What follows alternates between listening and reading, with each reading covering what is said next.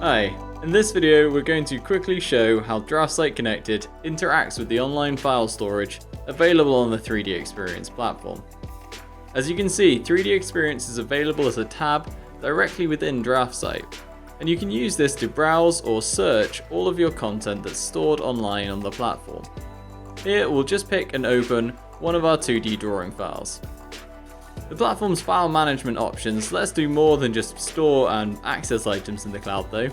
There are a number of useful tools to help manage them, a simple example being the ability to create revisions of different files. So here we'll make a quick change and update the file, reserving it first, just so no one else can attempt to make changes at the same time.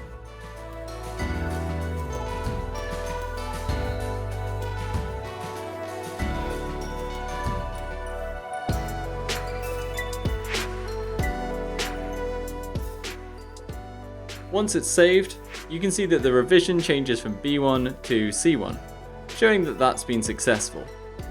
Having all of our previous revisions stored on the cloud like this gives us really easy access to all our old designs, which is helpful in case we ever need to check or roll back to one.